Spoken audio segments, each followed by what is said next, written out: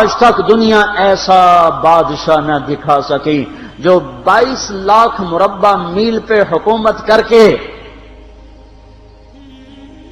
مسجد میں جھاڑو دے رہا ہو، جو 22 لاکھ مربع میل پر حکومت کر کے پانی کی مشق کندھے پہ اٹھا کے بیوہ عورتوں کے گھر میں گھڑوں میں پانی بھرنے جا رہا ہو۔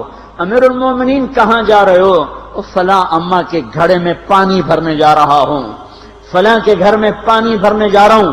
22 لاکھ مربع میل پہ حکومت کر کے دھرتی نے ایسا بادشاہ نہیں دیکھا جو اونٹ چراتا پھر رہا ہو، اور جو بیت المال کا اونٹ گم ہوا چولے کو باندھا اور دوڑ لگائی، آگے احنف بن قیس ملے، ارے کہاں جا رہے ہو امیر المومنین؟ کہ تو بھی آجا، بیت المال کا اونٹ گم ہو گیا ہے، مل کے تلاش کریں۔ پتہ نہیں کتنے مسلمانوں کا اس میں حصہ ہے۔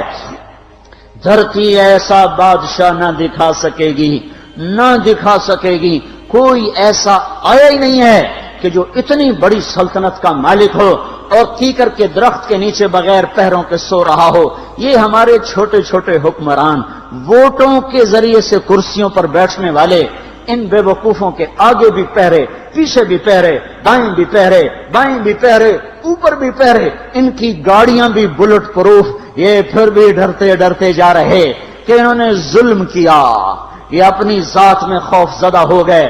عمر نے اپنے نام کے ساتھ فاروق کا لقب آپ نے کہا عمر فرق بین الحق والباطل، عمر وہ عمر ہے جس نے حق اور باطل میں فرق کر کے دکھا دیا، اس لیے یہ فاروق ہے، اس نے حق اور باطل میں فرق کر کے دکھایا، یہ فاروق ہے۔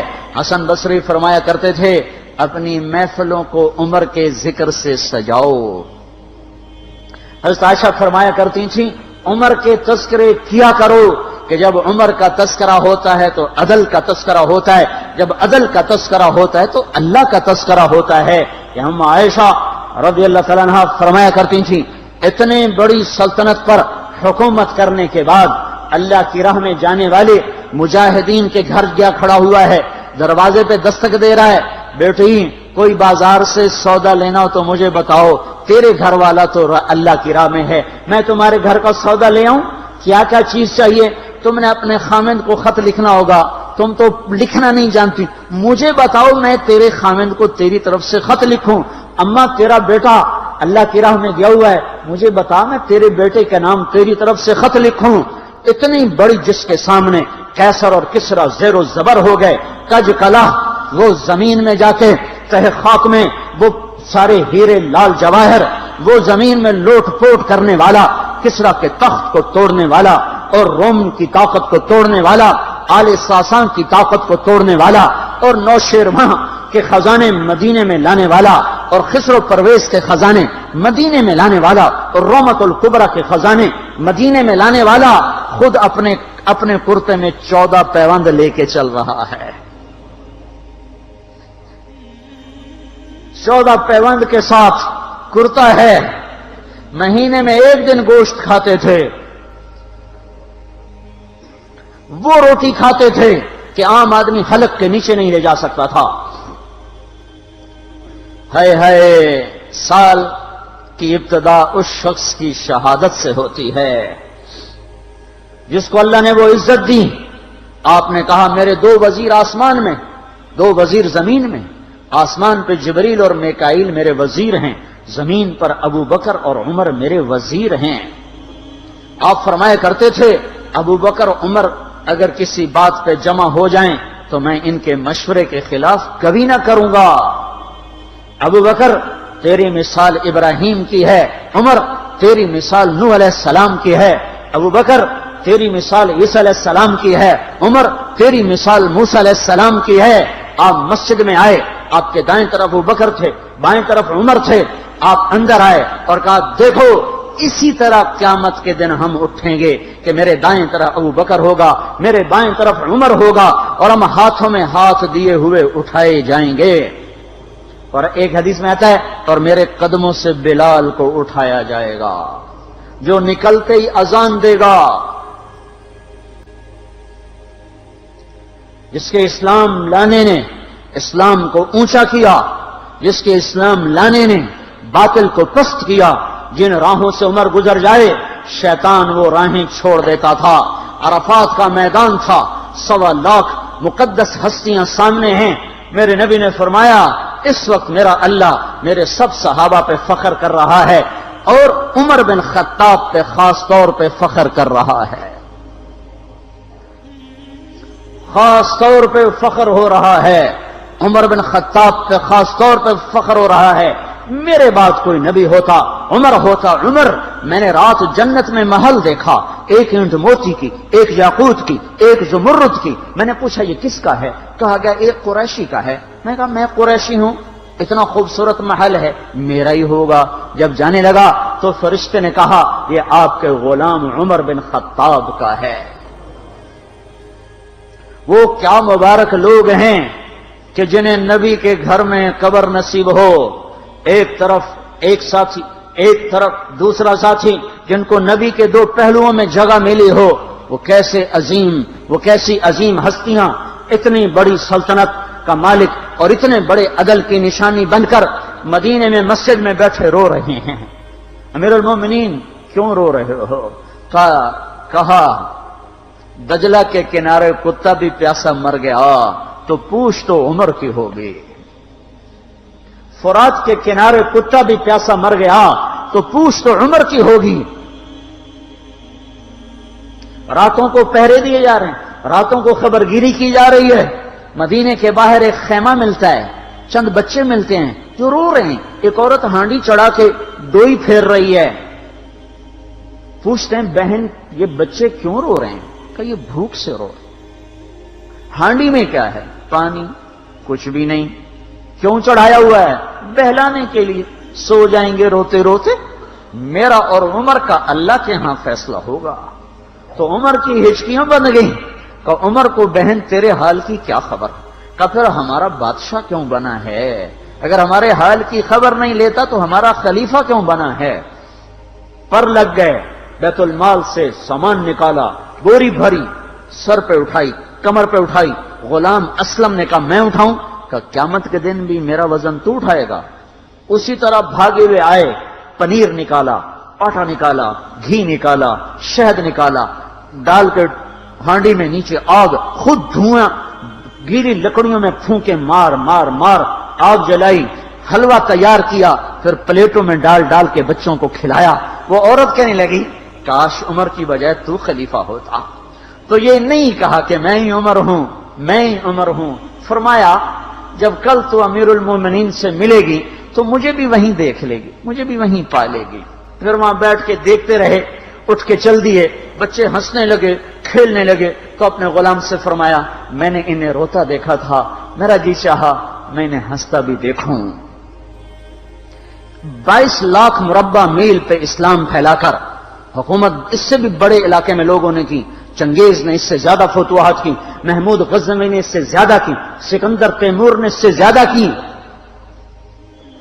پر فتوحات کر کے یوں خدمت کر رہا ہو، پانی بھر رہا ہو، اونٹ چرا رہا ہو، امامت کرا رہا ہو، 14 پیوند لگے کپڑوں کے ساتھ خلافت کے تخت پر بیٹھا ہوا ہو، یہ دھرتی میں پھر کوئی نہیں آئے گا۔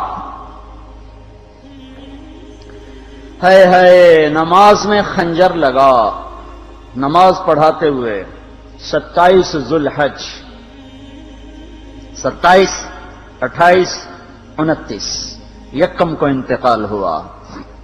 یکم محرم موت کے آثار گہرے نظر آئے۔ بیٹے کو بلایا کہ بیٹا جاؤ اما عائشہ سے پوچھ کے آؤ کہ عمر اپنے ساتھیوں کے ساتھ دفن ہونے کی اجازت چاہتا ہے۔ امیر المومنین کے لقب سے بات نہ کرنا، عمر کہنا، عمر، اب میں امیر المومنین نہیں رہا۔ جب وہ پوچھنے گئے تو حضرت عائشہ رو رہی تھیں۔ انہوں نے عرض کی اما جان میرا باپ اپنے ساتھیوں کا پڑوس چاہتا ہے۔ انہوں نے فرمایا یہ جگہ تو میں نے اپنے لیے رکھی تھی، لیکن اگر عمر چاہتے ہیں تو ان کو مجھ پر فضیلت ہے، میں ان کے لیے دستبردار ہوں۔ انہوں نے واپس آ کر خوشخبری سنائی، مبارک ہو اجازت مل گئی۔ کہ نہیں شاید میرے شرم میں اجازت دی ہو، جب مر جاؤں تو مجھے دوبارہ دروازے کے سامنے رکھ کر پھر جا کے پوچھنا، اس وقت اجازت ملے تو پھر لے جانا، ورنہ مجھے بقیع کی طرف لوٹا دینا۔ اتنے میں حضرت علی آئے، پریشان دیکھا، عمر کیوں موت سے ڈر گئے؟ کہ نہیں، موت کے بعد کی گھاٹی سے ڈر رہا ہوں۔ کہ ڈرو نہیں، میرے ان کانوں نے سنا ہے اور اتنی دفعہ سنا ہے کہ میں گن نہیں سکتا کہ اللہ کے نبی فرمایا کرتے تھے ابو بکر اور عمر جنت کے بڑی عمر کے لوگوں کے سردار ہیں۔ آپ نے فرمایا تو اس بات کی گواہی دے گا؟ کہ میں بھی دوں گا، میرا بیٹا حسن بھی دے گا۔ امام حسن بھی ساتھ تھے۔ کہ میں بھی دوں گا، میرا بیٹا حسن بھی گواہی دے گا۔ پھر بھی ہے جو جنت کی بشارتیں لیے ہوئے ہیں، 10 مبشرہ، ابو بکر جنتی، عمر جنتی، عثمان جنتی، علی جنتی، طلحہ جنتی، زبیر جنتی، ابو عبد الرحمن بن عوف جنتی، ابو عبیدہ بن جراح جنتی، سعید بن زید جنتی۔ آپ نے نام لے کر گنے، نام لے کر گن کر کہا، سنو ابو بکر جنتی ہے، عمر جنتی ہے، عثمان جنتی ہے، علی جنتی ہے، طلحہ جنتی ہے، زبیر جنتی ہے، سعد بن ابی وقاص جنتی ہے، عبد الرحمن بن عوف جنتی ہے، ابو عبیدہ بن جراح جنتی ہے، سعید بن زید جنتی ہے۔ میں ان سے راضی ہوں، لوگوں ان کا حق پہچانو، میں ان سے راضی ہوں، میں ان سے راضی ہوں۔ پھر آپ نے فرمایا اگر تم نے ان کے بارے میں کسی ایک کے بارے میں بھی دل میں بغض لے کر مر گئے، اور تم نے اتنی بندگی کی تھی کہ سوکھ کے کانٹا ہو گئے تھے، روزے اتنے رکھے تھے کہ پیٹ کمر کو لگ گیا تھا، سجدے اتنے کیے تھے کہ تمہارے ماتھے اور گھٹنوں پر پتھروں جیسے نشان پڑ گئے تھے، اتنا کچھ کر کے ان 10 میں سے کسی ایک کا بغض لے کر اگر تم مر گئے تو اللہ تمہیں منہ کے بل جہنم میں گرا دے گا۔ لوگوں میں ان سے راضی ہوں، ان کا حق پہچانو، جن کو اللہ بھی رضا کے پروانے دے رہا ہو، جن کو اللہ کا رسول رضا کے پروانے دے رہا ہو، جن کو وزارت کا شرف مل چکا ہو، نبی کے پہلو میں قبر جن کی بننے کا اعلان ہو چکا ہو، وہ موت پر کیا کہہ رہا ہے؟ موت پہ کیا کہہ رہا ہے؟ اپنے بیٹے سے کہا میرا سر زمین پہ ڈال دے۔ ان کی گود میں سر تھا عبداللہ بن عمر، تو انہوں نے گود سے ہٹا کر پنڈلی پہ رکھ لیا، یہاں رکھ لیا۔ کہنے لگے کیا کہہ رہا ہوں سنتے نہیں ہو، زمین پہ ڈال دو۔ تو انہوں نے زمین پہ ڈالا تو اپنے چہرے کو مٹی میں رکھ دیا اور ایسے ملنے لگے اور کہنے لگے اے میرے رب، اگر تو نے عمر کو معاف نہ کیا تو عمر ہلاک ہو جائے۔ ویل لک یا عمر ولعمک ان لم یغفر لک ربک، عمر تیری ہلاکت ہے اگر تیرے رب نے تجھے معاف نہ کیا۔ یہ کہتے کہتے کہتے جان دے دی۔ 22 لاکھ مربع میل میں اسلام کو زندہ کرنے والا، این حالت نماز میں زخم کھا کے گرنے والا، مطلوب مصطفیٰ، وزیر مصطفیٰ، جنت کی خوشخبریاں لے کر پھر موت پر یوں کہہ رہا ہو اللہ تو نے معاف نہ کیا تو میرا کیا بنے گا؟ کیا بے طلبی ہے۔ ان کے بیٹے خلافت کے اہل، ان کے بہنوئی سعید بن زید 10 مبشرہ میں سے دونوں کے نام کاٹ دیے کہ یہ 6 ہیں جن سے اللہ کا رسول راضی تھا، جس کو چاہو خلیفہ بنا دو، جس کو چاہو حکومت دے دو، نہ میرے بیٹے کو ملے گی نہ سعید بن زید کو ملے گی۔ کسی نے کہا شوشہ چھوڑا، آپ کا بیٹا بھی تو بہت قابل ہے، اسی کو بنا دیں۔ تو اسے تو طلاق دینا نہیں آتا، حکومت کہاں سے چلائے گا؟ یہ ایک واقعہ کی طرف اشارہ کیا ہے، اس کے پیچھے ایک واقعہ ہے جس کو انہوں نے یاد کر کے فرمایا وہ تو طلاق دینا نہیں جانتا، وہ حکومت کیا چلائے گا؟ حالانکہ بڑے صحابہ میں عبداللہ بن عمر کا مقام ہے۔ ہے جنازہ صہیب رومی نے پڑھایا، دروازے کے سامنے لا کے رکھ دیا گیا، سب لوگ جنازے کے ساتھ کھڑے ہو گئے، عبداللہ بن عمر اکیلے آگے گئے، دروازے پر دستک دی کہ اما جان میرا باپ عمر بن خطاب دروازے پہ حاضر ہو چکا ہے، اندر آنے کی اجازت چاہتا ہے۔ تو عائشہ رضی اللہ تعالیٰ نے اپنی چادر کو اٹھایا اور روتے ہوئے باہر نکل گئیں۔ پھر لوگ اندر داخل ہوئے، قبر کھودی گئی، قبر کھودتے ہوئے عبداللہ بن عباس بھی قبر کے کھودنے میں شریک تھے۔ تو کہتے میرے کندھے پہ کسی نے ہاتھ رکھا، میں نے پیچھے مڑ کے دیکھا تو علی رضی اللہ تعالیٰ عنہ کھڑے رو رہے تھے اور فرما رہے تھے مجھے پتا تھا تو یہیں آئے گا، یہاں تیرے سوا کوئی نہیں آ سکتا۔ کہ میں نے ایک دفعہ نہیں کتنی دفعہ میں نے اللہ کے نبی سے یہ بات کا تکرار سنا، میں ابو بکر اور عمر، اس کا اتنا تکرار سنا ہے میں نے کہ مجھے یقین تھا یہیں آئے گا، تو اور کہیں نہیں جا سکتا۔ میرے بھائیو غفلت سے باہر آ جائیں، یہ دھوکے کا گھر، یہ مچھر کا پر، یہ مکڑی کا جالا، یہ دنیا کہیں ہمیں ہلاک نہ کر دے۔ ان لوگوں کو سامنے رکھ کے زندگی گزارو جنہوں نے اللہ کو راضی کیا، اس کے رسول کو راضی کیا، کلمہ حق کو بلند کیا، خیر کے ذریعہ بنے، شر کے مٹانے والے بنے، اور دنیا میں مرنے کے بعد بھی ان کے تذکرے ہدایت کا سامان بنے، ان کے تذکرے روشنی کا مینار بنے۔ ان کے پیچھے چلو، مغرب کے اندھیروں کی طرف مت دوڑو، وہاں تو سورج بھی ڈوب جاتا ہے، مغرب میں تو سورج بھی ڈوب جاتا ہے، اور تمہیں پکار کے کہتا ہے مغرب کی طرف نہ آنا، ادھر اندھیرا ہے، میں یہاں گم ہو گیا، تم کون سا سراغ ڈھونڈنے آئے ہو؟ دوڑو اللہ اس کے رسول کی پاک زندگی کی طرف، اس کے پاک صحابہ کی زندگی کی طرف، جن کو اللہ نے مرنے سے پہلے جنت ہاتھ میں دے دی، جنت کی بشارت دے دی۔